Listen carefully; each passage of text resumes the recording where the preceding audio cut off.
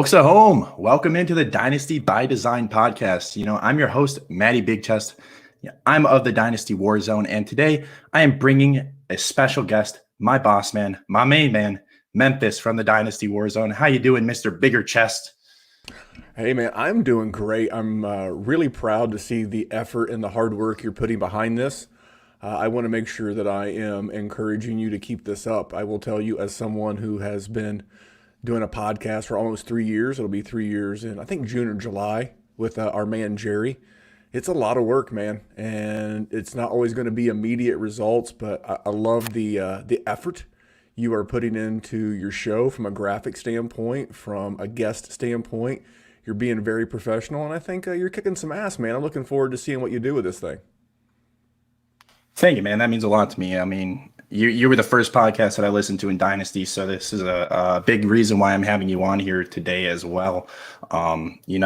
So I just want to touch off by saying that this podcast is sponsored by ViridianGlobal.com. It is the one-stop shop for all your fantasy apparel you need in your life. I'm rocking the MattyBigChest tee from Viridian Global. If you sign up for their website and use code Matty at checkout, you will save 15% on your first purchase. How's that sound? I love saving money. I'll be the first to admit I'm not as cheap as my wife. Now my wife, squeezes a nickel so hard that Thomas Jefferson thinks he's in a chokehold. He's ready to tap.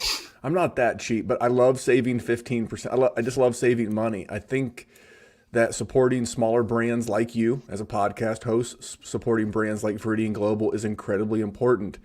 If we buy one t-shirt from you or another podcast or whatever and disperse a little bit of that money into the fantasy and dynasty ecosystem, we're doing fine. Phil Knight of Nike, Kevin Plank of Under Armour, they're not going to miss a meal. They're not even going to have to get rid of that third ivory back scratcher in their third vacation home in Aspen. So when you get the opportunity to support some of these smaller entrepreneur people being entrepreneurial, that's not an easy word to say. I think it's a great thing. It's not. I think it's a great thing. So kudos to you, and man, check out Viridian Global. I'm going to be honest. I love the hat you're wearing. I even like the fact that you're wearing your own shirt. That's like that'd be like Stone Cold Steve Austin walking through an airport back in the day with an Austin 316 shirt. But I love it. And I will be dead honest, though. As much as I love the DWZ hat, my favorite thing at Viridian Global is the Hawkamania t-shirt.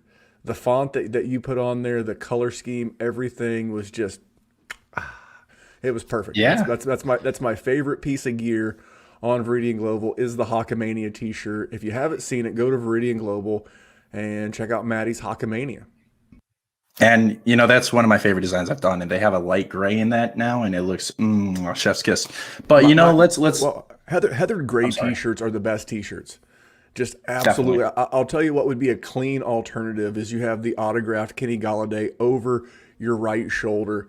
If you were to go with that Honolulu blue, as our man Jerry likes to call it, if you were to go Honolulu blue with white, bold white with a gray outline maybe around the Hawkamania. I don't want to spoil it, but I'm waiting to see what you're going to do with that Swift t-shirt coming down the line. So I'm not going to say anything. Maybe someday, a Swift t-shirt. It's coming. It's coming. It's going to be rad. So I'm looking forward to that as well. As you know how I like to say his name, it's Swift. So it's even more obnoxious. It's even more obnoxious when you type it. It is. I have to say I have to do it every time Swift scores a touchdown. Otherwise, it's a moot point, So let's jump into this. We're talking about quarterbacks, and we're talking about 2 quarterback leagues. Is there a difference between a 2 quarterback league and a Superflex league? Yeah, it depends on what kind of quarterbacks you have, but I'll start with the 2 quarterback league. You have to have 3. You absolutely have to have 3, and in some cases, it's nice to have 4. Now, if you're in a 10 GM league, 3 is probably fine. If you're in a 12, 3 is a huge advantage. If you're in a Superflex, you can get away with 2. But I will tell you, as more and more of the highest scoring quarterbacks, which is an advantage we're going to talk about later in the show, as more and more of the quarterbacks are more mobile, think Josh Allen, think Patrick Mahomes. Obviously, the king of the mobile quarterbacks right now is Lamar Jackson. But when you have some of those running quarterbacks, you have to have three because the odds of them getting injured go way up. The odds of a Jared Goff or a Matt Ryan getting injured are really, and Drew Brees happened too. You break a thumb when you hit your thumb on the helmet of a defender. That's the worst case scenario. But more often than not, those running quarterbacks, it's a hamstring. Daniel Jones, I'm doing some research. So when we finish here, me and our buddy Jerry are going to go live on the Dynasty Warzone. And Daniel Jones last year, doing some research. So he finished 7th in the league in QB rushing yards. And that was in 14 games. He missed 2 games with a hamstring. And over the last 4 games that he played, he had 39 yards. Before that, he had 387. He was averaging almost 39 rushing yards a game. That's a 600-yard rushing pace. So even a quarterback that you don't think, the sneaky Konami Code quarterback. So the biggest difference is in a Superflex, you can get away with 2. You're gambling, especially if you're a contender. It's nice to have that Derek Carr. Kirk Cousins is a great QB3. But in a 2 QB where you have to start 2 QB, this bit me in the ass. And you're either making a bad trade to try to acquire like a Ryan Fitzpatrick, that type of player, just so you can set a roster that, or you're just going to take a 0 in that league. In one league that I'm in, a must start 2 QB, I think I had to start a backup. Like I literally had to start a guy who I knew to set a valid lineup, I had to take a 0. I knew it was a 0, and that sucks.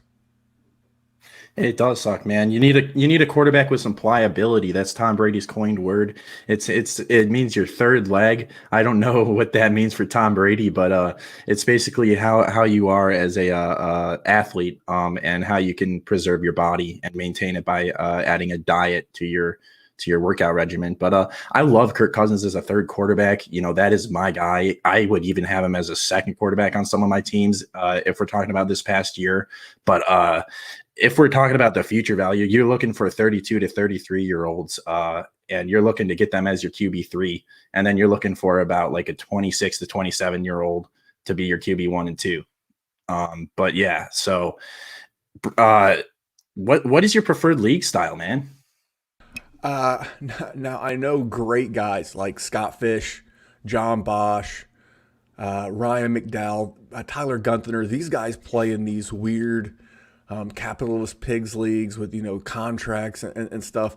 Maybe I'm just a basic bitch, and I probably always will be. But it's a little bit more exotic than your old school start 1 QB. Like you start 9. I like 10 starters.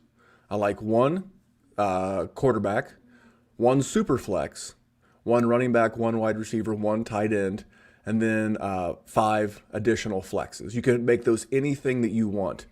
I just name dropped a bunch of great guys who run some great dynasty leagues. My man Russ at Dynasty Outhouse, he runs the Trade Addicts League. They are the cleanest, funnest leagues to be in. He's an amazing commissioner, and that's what we do there. We start 1 quarterback. You have the option of a super flex. Then you have your 3 position players. Then everything else you can do whatever you want. 2 years, hashtag humble brag. I won Trade Addict 7 in its inception the first year, and I did it I literally started 1 wide receiver almost all year. It was Cooper Kupp, and that was the year that he finished as the wide receiver 4 on the season.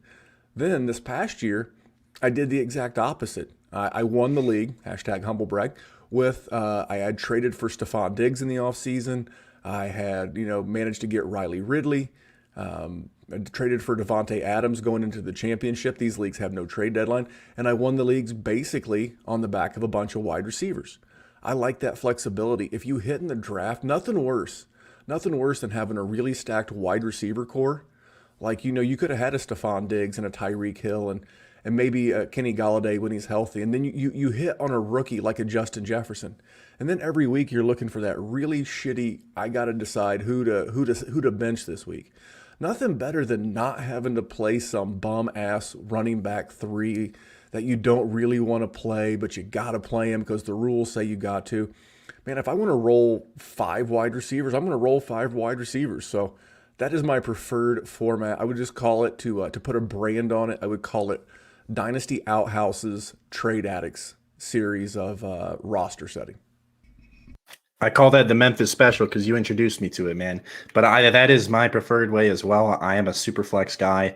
I'm only in one quarterback league, so I mean, I've been in one quarterback leagues before, but it's just I love super flex. I love the value of the quarterbacks. I love seeing people have to draft two quarterbacks because it adds a strategy to it. And when you're doing this strategy, you have to value your quarterback. So when you're valuing quarterbacks in a super flex league, when are you taking your first quarterback?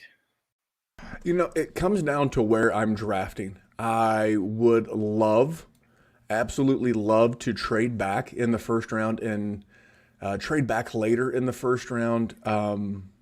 I'm going to take a quarterback in the first round, and I was pulling up a page as you and I speak, but the gap between what I perceive to be the top 8 quarterbacks at the position, I think there's a significant tier break. And if you go if you go like say Saquon Barkley, Jonathan Taylor, Christian McCaffrey in the first 5 picks, you're going to have a guy like me double tap quarterback, and I'm just going to figure it out. I'm going to figure out running back. I'm going to figure out wide receiver as I go along. But I'm taking my first one in the first round. I would love to trade back, unless I had like the 101, then I would take Patrick Mahomes. But how about this? I am getting ready to do a startup. We agreed to do the startup in May. There were some newer Dynasty owners in there, or some newer Dynasty players, I guess is a better way. They've not played a ton. It's going to be an expensive league. And due to the newness, some of the owners prefer to wait until the NFL has its rookie draft, wait till we get past free agency, and then we're going to do all of our drafting. Now, that puts a guy like me who does a lot of prep work for podcasts at a disadvantage because I could draft right now. I would be more than comfortable doing that. But I chose the 108. We do a Kentucky-style thing. That's where we randomize everybody's name. And then the person who got the 101 would technically get to choose their draft spot. I had the 6th overall selection. I wind up choosing the 108. And my plan for those listening, you sneaky bastards, I am going to double-tap quarterback. If the quarterbacks I like are there. If my top 8 are there, I'm going to roll with 2 quarterbacks in this league that are going to give me, on average, 50 points a week. There's not a lot of running backs and not a lot of wide receivers that are going to give me that consistently. Maybe Devontae Adams, but he's going into year 9, I think. He was drafted in maybe year 8, 2014. It's 28. Yeah. You got Christian McCaffrey, who's going into year 5. I would, those guys could give you 24 points a game. But then it really starts getting dicey. Why not just take 2 studs, man? Why not double tap Deshaun Watson and Dak? Why not double tap Josh Allen and Dak? So one of our Patreons, patreon.com/Dynasty Warzone, a little plug there. So I'll allow it. Thank you, thank you, Judge. He had some owners in this league. They double tapped. So one owner at the 111 double tapped Lamar and Deshaun Jackson. Another owner double tapped Kyler and Justin Herbert. Another owner, the gentleman in our Patreon group, he double tapped Josh Allen and Dak. And then Joe Burrow went. So really, once you got past the 206, 207, the next best quarterback on the board was Russ. And then it was Aaron Rodgers. And then it got really sketchy. It forced Matthew Stafford up into the 3rd round. It forced Jalen Hurts and Baker Mayfield into the 4-5 turn. I mean, you're going to have some teams with some good wide receivers, and maybe you can add a quarterback. I'm just going to take the advantage. So for me, I don't ever want to lock myself into a position because that's where you get into a trap. But got to go at least one stud quarterback in your first 2 picks. You're just going to think. Yeah. Evaluating, I'm doing a 16-team league, super flex. So you need to get your quarterbacks early, right? So this is dependent on how many teams are in your league. If you have 10 teams, you could probably wait around to get a quarterback. But if you have 12, you're looking to double tap quarterback. If you have 14, you're looking to double tap quarterback. If you have 16, you're looking to double tap quarterback. What we did. I'm sorry. I'm going to jump in on you real quick because here's the thing. The gentleman in our league, he ended up getting Daniel Jones in like the 7th round. Here's the thing. Quarterbacks are not going to expire. Even if you take one, you don't have to field a roster in February. You don't have to set your roster this Sunday. You can make some trades and get some value somewhere else. So I want to make sure I threw that out there as well. Definitely. And in this league that I'm in, Baker Mayfield and Matthew Stafford went 116 and 201. So that just shows you the value of these quarterbacks when you're drafting in a bigger league, in a deeper league. So if you're opening your dynasty career with a 16-team league, look at quarterback first if it's a super flex, man.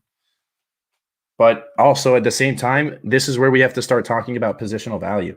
When do you start taking positional value players like a wide receiver, a running back? We got a dog on the show, the first dog on Dynasty by Design. What's going on, doggy? This is Gemma. She's the official podcast dog of the Dynasty Warzone. She was having a fit, and I did not want her whining and crying on your podcast. So she's better off in my lap than she is disrupting the show. For me, it really comes down to who's available. If it's a tight end premium, I do a series for the Dynasty Happy Hour called The Contractor. I was helping a gentleman named Jesse, and he's in a tight end premium league where tight ends get 2 points per reception. You really want to lock down one of those big three tight ends, because if you don't want to lock down one of the big three, you've really got to wait till much deeper in the draft. So I'm always looking for value. Last year I had a lot of Stephon Diggs. I like that landing spot. I think right now, if you have a group that you trust, like the Dynasty Warzone, like Dynasty by Design, reach out and see what you think free agency is going to do, because that's going to create some value down the line. And so, yeah, for me, second, third round. But here's my thing: if I take two quarterbacks in the first two picks, I'm not even thinking about quarterback again until. And there's also some nuance in there too. Are there rookie picks? What I wanted to do in the league I referenced earlier, I wanted to do the veteran draft now, with the rookie picks themselves mixed in with the veteran players.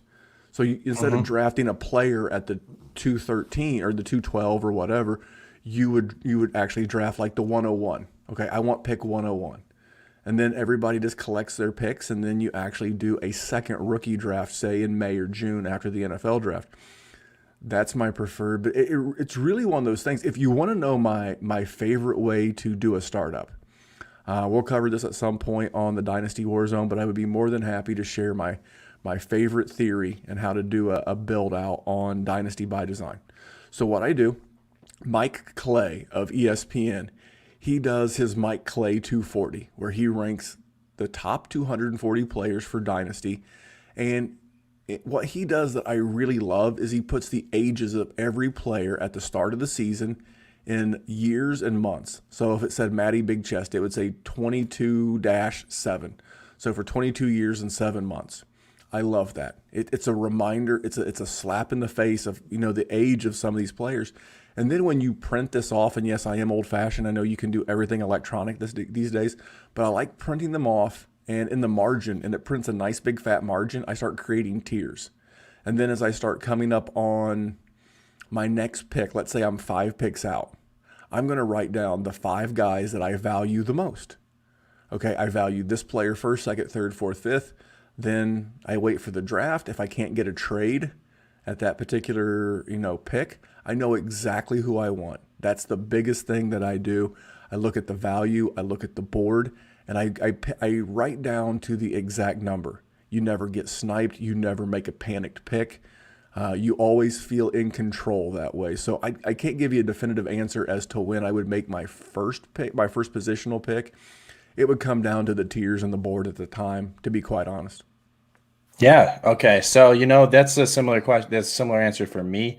It depends on the year. It depends on the players. It depends on the ages of those said players. Like Devontae Adams last year would have been a first-round pick. This year, he's a fringe first-round pick because of his age. People are hopping off because of his age.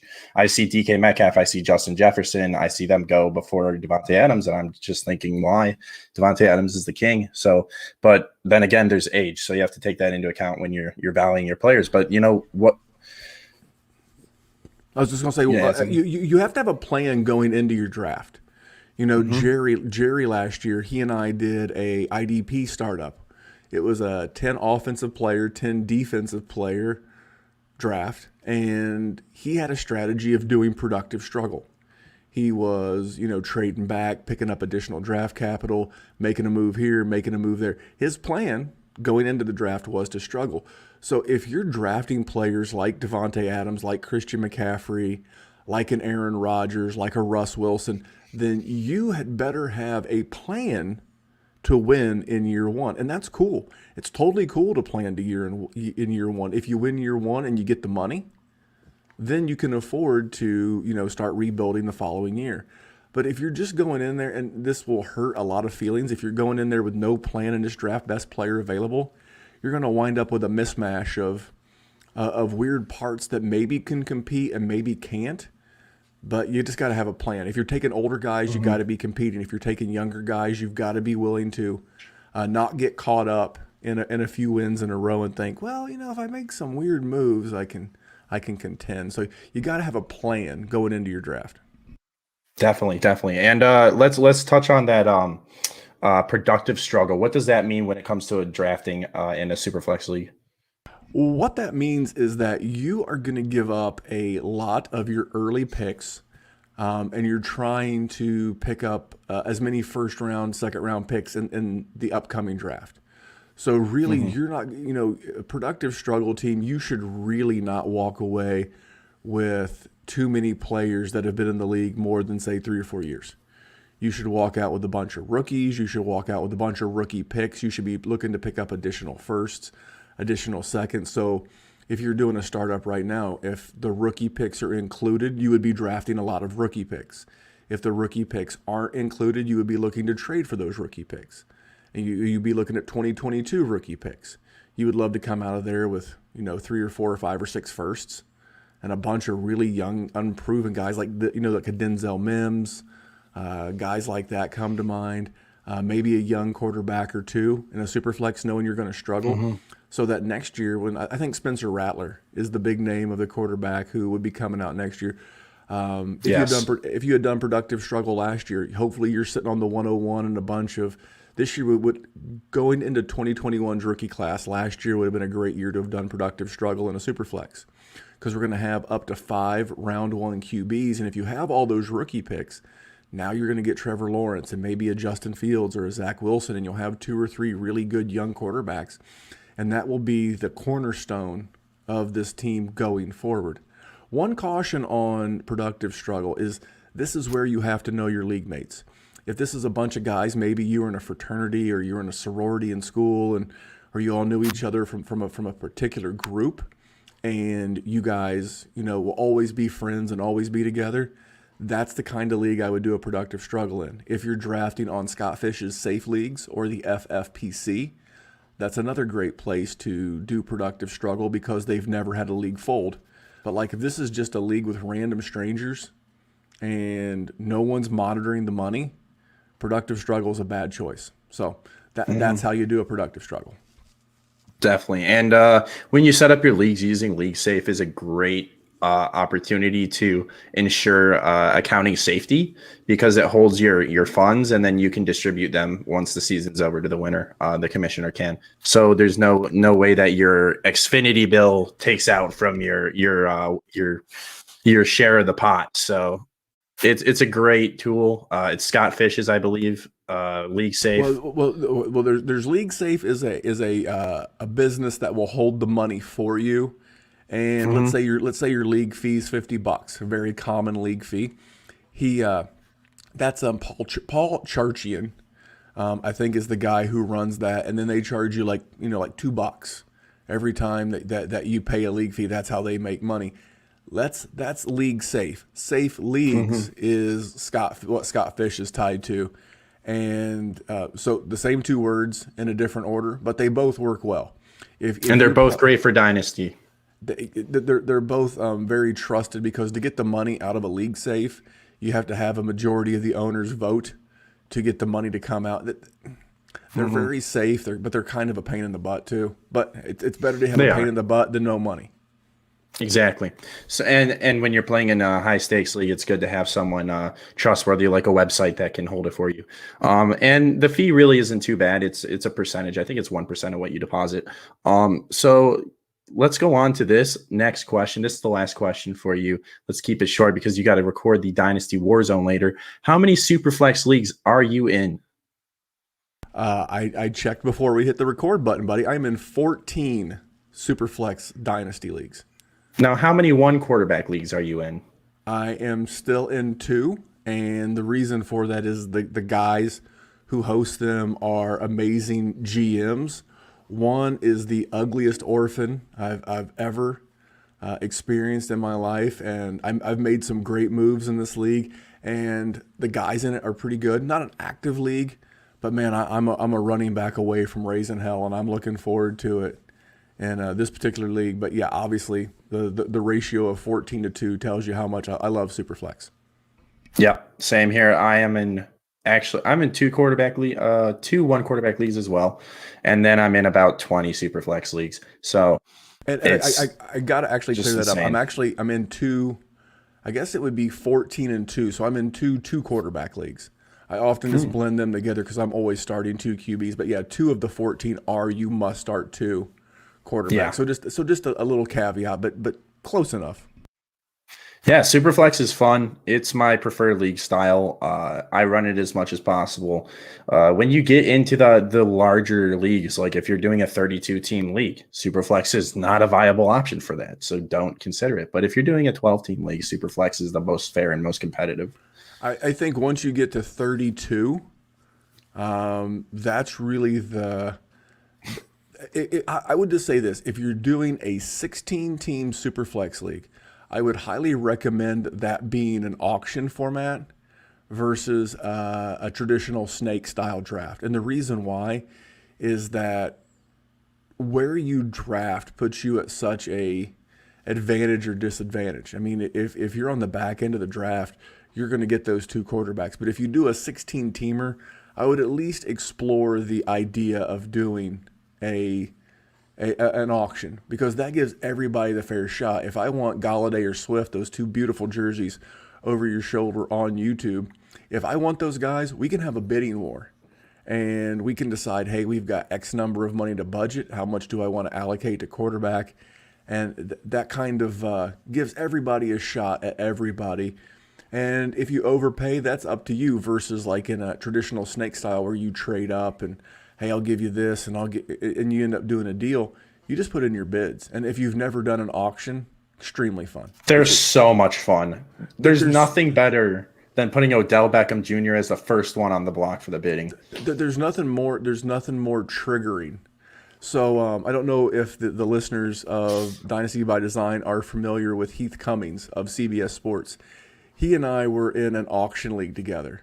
And I am not typically a vindictive person. I can be.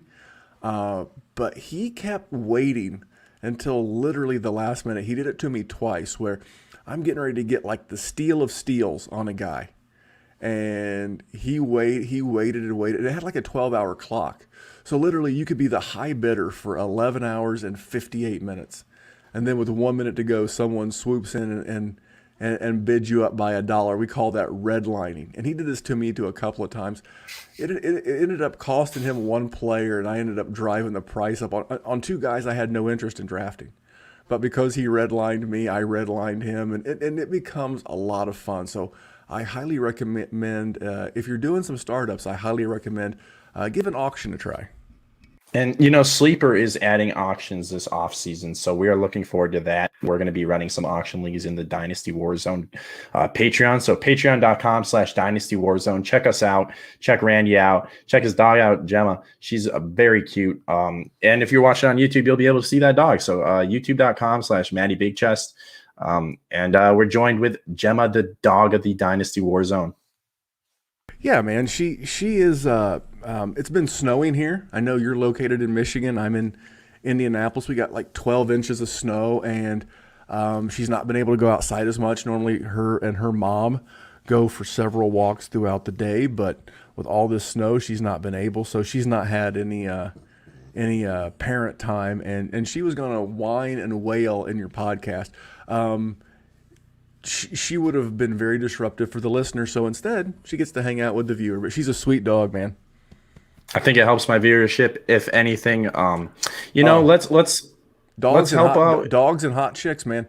Yeah, Yeah, absolutely. Or big name guests, much bigger than me. Gemma.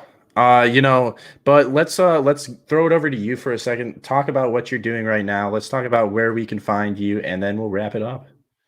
Well, first of all, thank you for having me on. Again, super proud of you, and I love seeing what you're doing, man. We're creating a network. I think everybody is. It's so what they say in Zoolander, so hot right now. Everybody's doing a network, but you are our graphics guy. You create, and you and I, Matty is very good at taking your vision and turning it to life. If you're watching on YouTube and you look at the designs over my shoulder.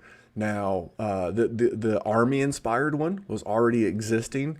The Air Force design one, that's one Matty and I just sit there and we traded emails and texts. So we're creating a network. We've got every form of football, from betting to props to Dynasty to redraft to you name it, we got it. So just check us out, man. Dynasty Warzone, anywhere where you find podcasts, and Dynasty Warzone on YouTube if you're watching on YouTube.